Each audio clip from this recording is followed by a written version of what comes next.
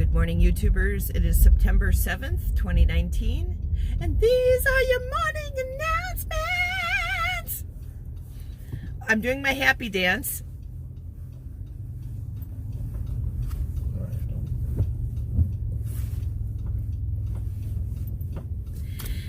Some of you know why, some of you don't. Anyway, so Rick and I are on our way to work. This is very shiny. The day star is washing me out. Does that help? You're turning the corner in 2 seconds. Oh my goodness, this is terrible. But yeah, we're on our way to work. It's a beautiful day. It's in the low 60s right now. Hurricane Dorian did not hurt my brother-in-law and sister-in-law's property, as far as I know, right? There was no damage. In fact, at one point yesterday, Craig was actually out mowing the lawn. So Jacksonville was spared from the ravages of the hurricane, which makes me very happy. I was worried, but I kept praying, and God is so good. He is so good. I mean, Florida didn't get hammered the way that we thought it would, and the rest of the coast doesn't seem to have gotten hammered the way that we thought it would. So thank you, Lord. God is good. Whew. So I, as a diet update, I am 25.5 pounds down since I started my diet on July 15th.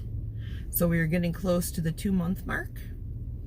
So that's a little over 2 pounds a week, which I think is good.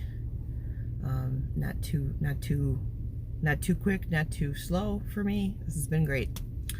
And I'm getting, like, not so much here on YouTube, but on Facebook, I'm getting tons and tons of people saying to me, what is your secret? What is your secret? Even though I've explained it like 7,000 times now. I'm telling you, you want to get off the gluten. And I mean, and I also, like, am avoiding dairy and, you know, just watching my calories count and trying to get the most bang for my buck out of the things that I am eating. But truly, I believe it's the gluten. And I'm going to tell you something, okay, about this gluten. The wheat is bad. There's something wrong with the wheat.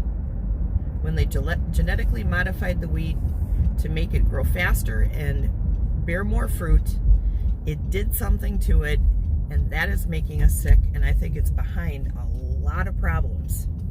The more I'm looking into this, the more I'm going, whoa, holy cow.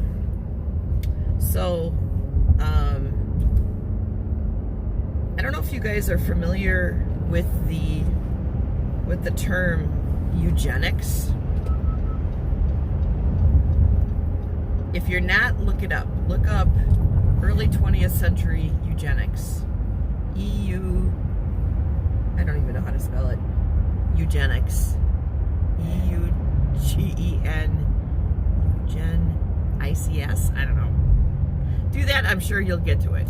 Anyways, eugenics was a philosophy that was implemented during the early 1900s, all the way up to just past World War II. And the philosophy behind eugenics is if you get rid of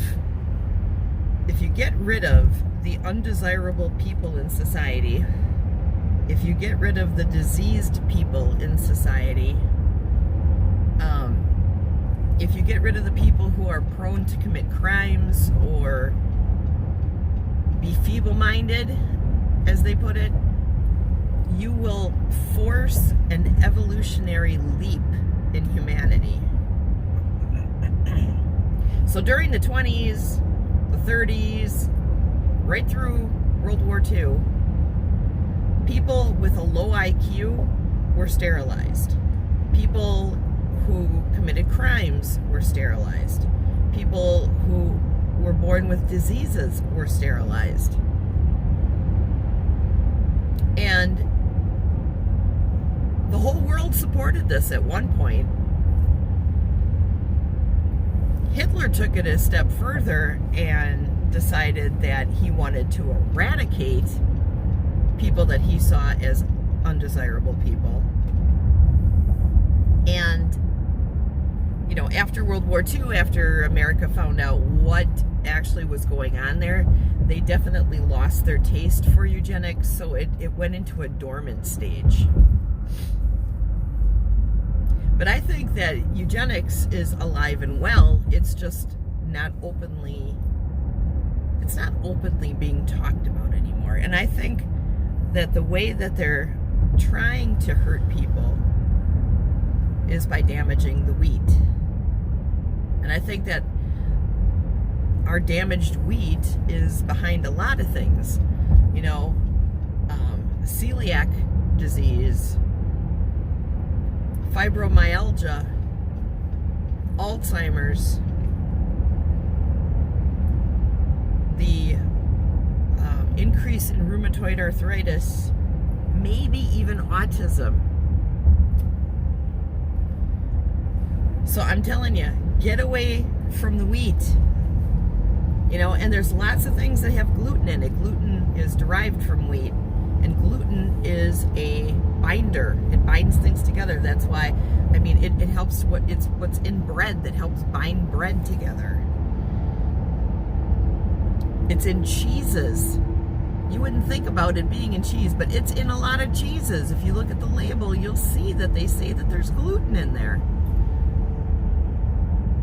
I mean, it's all over the place. You know, start reading labels. Start looking at how much gluten you're actually taking in. And what better way to, like, get to the masses with something that's going to hurt them and reduce the population or make them sick so that the pharmaceuticals can be rich beyond reason than to put it in our daily bread. So don't believe me? Look into it yourself. But I'm going to tell you something. Since I got rid of most of the gluten in my life, and I work very hard not to eat gluten. Every now and then it happens, but for the most part, 95% of the time I am not eating gluten. And I can tell you, I feel so much better. You know, just look up the term wheat belly and learn about all the things that cause it. I think for me, my two biggest things that were causing my wheat belly were bread and beer, both of which have wheat. So I'm telling you, I feel so much better since I got off the wheat. I can't tell you enough that is like a thing that everybody should do.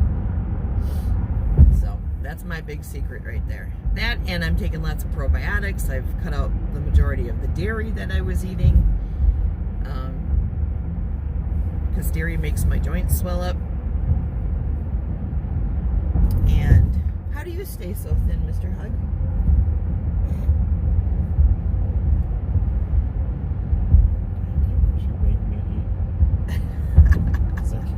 You make your own lunch and breakfast. I don't do that for you.